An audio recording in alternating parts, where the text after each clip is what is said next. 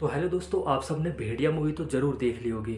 लेकिन भेड़िया मूवी देखते हुए मेरे मन में कुछ सवाल आए और कुछ थ्योरीज भी आई, जिन्हें मैं आपके साथ शेयर करना चाहता हूं। तो इस वीडियो में मूवी से रिलेटेड काफ़ी सारे स्पॉइलर होंगे, तो अगर आपने मूवी नहीं देखी है तो पहले मूवी देख कर आओ। तो भेड़िया मूवी देखते हुए मेरे मन में पहला सवाल ये आया कि जो उस मूवी में ओझा नाम का व्यक्ति था, जिसे 120 साल का बताया जा रहा था, वो असल में था कौन? क्योंकि वो इस मूवी में काफ़ी ज़्यादा इम्पोर्टेंट दिखाया गया था, क्योंकि वही वो इकलौता इंसान था जिसे ये पता थी कि विषाणु से मुक्ति कैसे मिलेगी।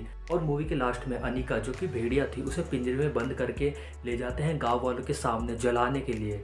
लेकिन वहाँ पर भी उसकी मदद ओझा ही करता है, और लास्ट में दोनों भेड़िया के सामने हाथ जोड़कर ओझा ही खड़ा रहता है और उन्हें रिस्पेक्ट भी देता है।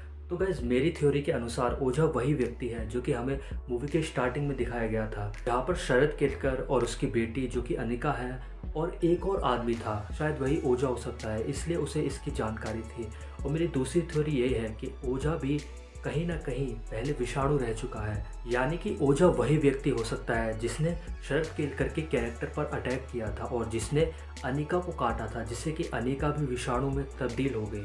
और मेरे मन में दूसरा सवाल ये आया, क्या अनिका सच में मर चुकी है? इसका सीधा सीधा आंसर तो यही हो सकता है कि हाँ, अनिका सच में मर चुकी है। लेकिन अगर इसकी दूसरी थ्योरी पर जाएं तो अनिका नहीं मरी, क्योंकि अनिका चाहती थी कि भास्कर यहाँ के जंगलों की रक्षा करे और वो कहीं और जाके जंगलों की रक्षा करे। और ये जो विषाणु बन जाते हैं, यानी कि इच्छाधारी भेड़िया, तो इनमें कुछ पावर्स आ जाती है, जिसमें हीलिंग की भी पावर है, यानी कि इनके चोट घाव कुछ भी लगेगा तो वो जल्दी से रिपेयर हो जाएगा, जल्दी से ठीक हो जाएगा।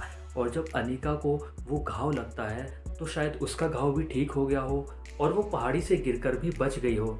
लेकिन इसके चांस थोड़े कम हैं, क्योंकि शायद ऐसा हो कि जब ये लोग भेड़िया बनते हो तब इनके पास सुपर पावर ना रहती हो, तब ये मामूली से भेड़िया ही हो।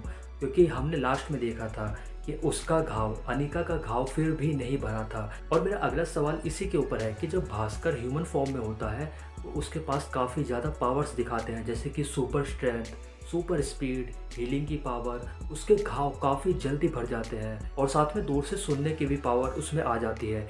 लेकिन जब वो भेड़िया में तब्दील होता है तो उसके पास कोई पावर नहीं दिखाते, वो मामूली भेड़िया ही होता है। जैसे कि अगर आप मूवी के लास्ट में देखोगे तो जब वो भेड़िया बना होता है तो वो एक जगह पर फंस जाता है और वहाँ से अपने पैर निकाल ही नहीं पाता।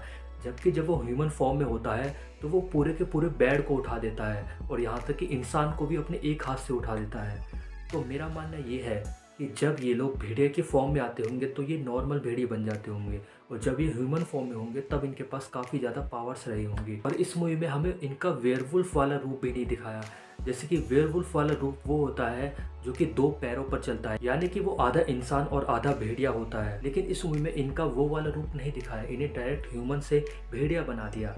लेकिन मुझे जहाँ तक लगता है कि इनमें वो सारी पावर वेयरवुल्फ बनकर ही आएगी, और ये चीज़ हमें शायद इस मूवी के बाद वाली मूवीज़ में दिखाएंगे। तो आखिर में बात करते हैं इस मूवी के पोस्ट क्रेडिट सीन की। तो दरअसल ये मूवी उसी यूनिवर्स का पार्ट है जिस यूनिवर्स का पार्ट स्त्री मूवी है।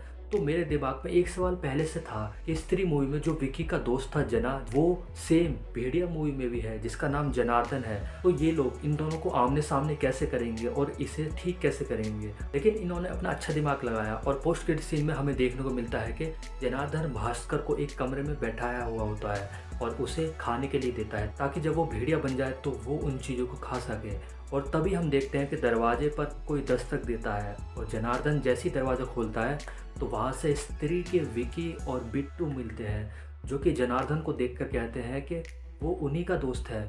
तो तब हमें वहाँ पर पता लगती है कि जनार्दन और जना दो व्यक्ति नहीं है, ये दोनों सेम ही है। दरअसल जना को जब स्त्री ने पोजेस किया था तो उसकी माँ काफ़ी ज़्यादा परेशान हो गई थी उसके लिए, तो उन्होंने जना को वहाँ से कहीं दूर भेज दिया, विक्की और बिट्टू से दूर, ताकि वो इन चीज़ों में फंस ना सके। और वही जनार्दन भी है, वही जना भी है। तो अब आगे देखना बहुत इंटरेस्टिंग होगा कि भेड़िया और स्त्री कैसे आमने सामने आते हैं और आगे इन दोनों मूवी के कैरेक्टर्स को हमें कैसे दिखाते हैं। तो आपको मेरी वीडियो कैसी लगी मुझे कमेंट में ज़रूर बताना। तो आज के लिए बस इतना ही, तब तक के लिए बाय।